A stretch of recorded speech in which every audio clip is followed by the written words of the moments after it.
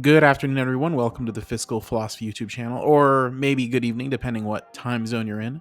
UnitedHealth Group reports in about a week from today.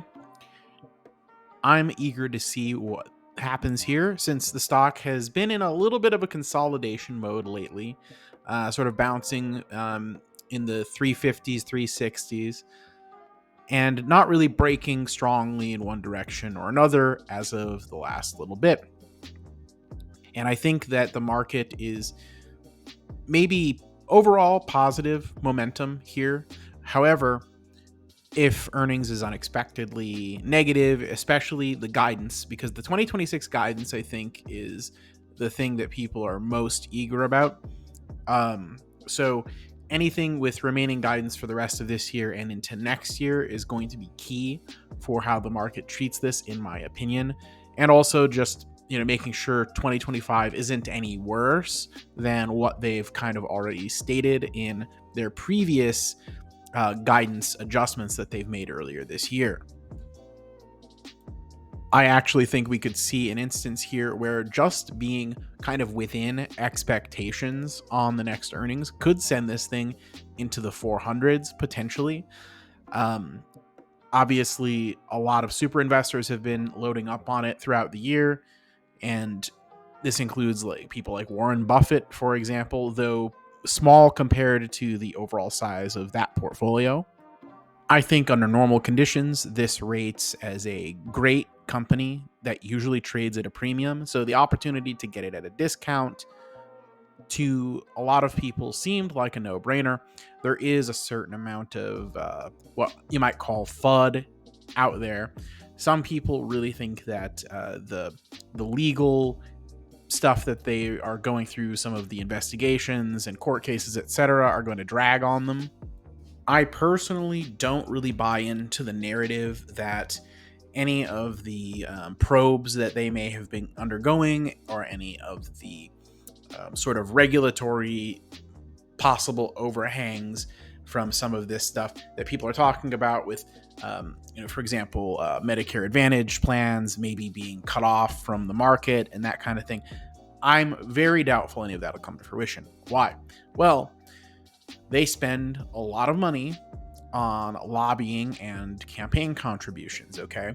So they spent just year to date, actually just from January to July in 2025, $7.6 million on lobbying. They also have made a lot of campaign contributions. They routinely cut checks to the campaigns of various people in various parts of the Congress, whether it be House, Senate, etc.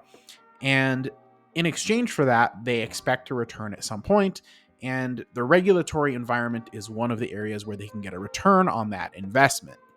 Suffice it to say, they can afford the best of the best when it comes to lobbying and legal representation. They've had visits even with the White House on this front, discussing the regulations, the federal probes, the billing practices with Medicare. And with the present administration being perhaps a little bit maybe more hands-on with some of these probes, currying favor and influence by making the right visits, shaking the right hands, putting money in the right pockets, and making the correct lip service and all that, that can really go a long way towards mitigating what might be the outcome. Now, granted, I think in almost any administration, the worst you're really looking at for UnitedHealth is a slap on the wrist, a wag of the finger, maybe a fine or something like that, and or a settlement, and no admission of wrongdoing. That's my take on how that goes. I'm not a legal scholar or anything, but this is my sense of how these things usually play out. I think you could make an argument that UNH might have a place in almost any value-oriented portfolio, even at today's prices. You're still getting a respectable overall yield, a decent growing dividend, and a decent, if modest, buyback, but still they have it. And the payout ratio is generally within most people's acceptable margin of safety, that they're not overextending by doing that. What you do have also is a company that's got a lot of pricing power, a wide moat. They're also not overly correlated with the rest of the market. So in times of difficulty where maybe there's a sell-off from big tech or AI names, people might look for something that feels a little safer. You could see money funneling into healthcare, especially big healthcare that's large and resilient, like UNH.